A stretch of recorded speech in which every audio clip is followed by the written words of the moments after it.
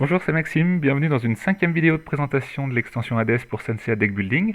Aujourd'hui, je vais vous présenter les derniers petits ajouts qu'on n'a pas encore vus en dehors du mode duel, qui fera l'objet d'une dernière vidéo dédiée.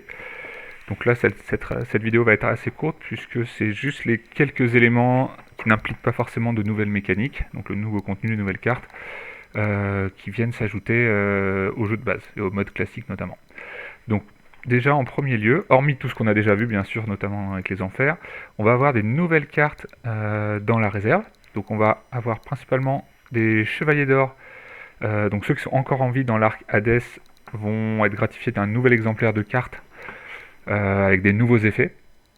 Donc vous aurez donc, par exemple un deuxième Doko de la balance, mais qui sera différent de celui que vous aviez déjà. Euh, et ça va permettre également de rajouter 8 flammes dans la réserve, ce qui pourrait accélérer la partie, ou en tout cas éviter de la rallonger si vous ajoutez toutes les extensions. On aura également de nouvelles reliques, donc comme ici le pendentif d'Hadès, avec chacune toujours un effet très différent. Voilà, les reliques sont vraiment des cartes spéciales qui peuvent changer le cours du jeu. Évidemment, une nouvelle Athéna, comme on en a eu dans chaque boîte, le vieux maître ou encore Orphée de la Lyre. Donc ça, ce sont des personnages qui viendront dans la réserve et non pas dans les enfers. Donc ils ont un dos de cartes normal. Voilà. On aura également une nouvelle armure.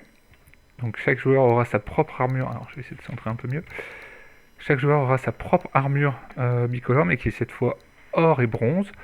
Donc la différence avec la argent et bronze de l'extension précédente, c'est que cette fois-ci, l'armure a 2 points de force pour un point de cosmos, et dans son effet défaussé, donc qui vous permet toujours d'améliorer de faire évoluer votre héros, mais cette fois-ci, vous pourrez détruire 2 héros de rang différents.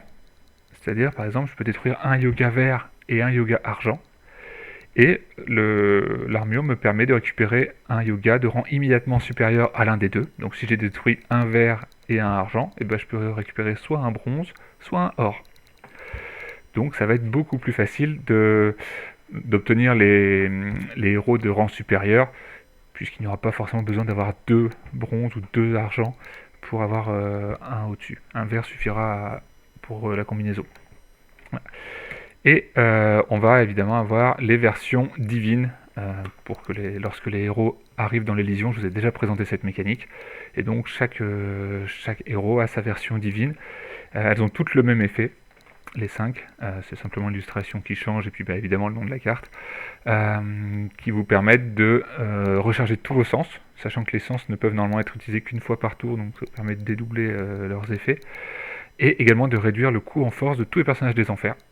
Donc c'est l'occasion d'aller taper un peu dans les enfers. Par contre, après avoir utilisé cette carte, elle repart. Et vous et votre pion héros retournent à la porte des enfers. Donc il faut refaire le chemin et retourner à l'Elysion. Voilà. C'est très fort, mais c'est du one shot. Et on aura également de nouvelles épopées. Donc il y en aura 9 en tout. Donc là j'en ai mis que 3. Avec toujours des effets aussi très variés. Certains ont des effets également de fin de partie ou de fin d'épopée, qui peuvent changer un peu le dénouement. Voilà. Et enfin, on vous a rajouté également des petites cartes de rappel. Je crois qu'il y en aura 2 de mémoire dans la boîte, qui vous rappellent d'un côté tous les moments clés du jeu qui déclenchent des effets spécifiques. Donc quand est-ce qu'on perd un sens en vainquant un personnage hors par la force, quand est-ce qu'on obtient son héros divin en arrivant dans les visions, quand est-ce qu'on peut récupérer notre armure argent, quand est-ce qu'on peut récupérer notre armure or. Voilà. Et au dos de ce rappel, vous avez les récaps de la phase d'entretien, puisque Hades rajoute quelques étapes. Après, ça dépend si vous jouez dans le mode duel ou non, donc c'est bien d'avoir un petit récap pour être sûr de rien oublier et de les faire dans le bon ordre. Voilà. C'est tout. Cette fois, vous savez tout sur l'extension Hades pour Sensei Deck Building, donc au gré des 5 vidéos que je vous ai partagées, vous avez vu toutes les nouvelles mécaniques, tous les nouveaux types de cartes, toutes les nouvelles possibilités. Donc bien sûr, je vous ai pas fait la liste exhaustive des cartes, mais vous aurez l'occasion de les découvrir quand le jeu sortira. Donc il y a beaucoup de cartes, on ne pourrait pas tout présenter là. Et il me restera donc à vous faire une dernière vidéo pour le mode duel, où on prendra le temps d'expliquer les changements dans ce mode-là. Merci d'avoir regardé, à bientôt.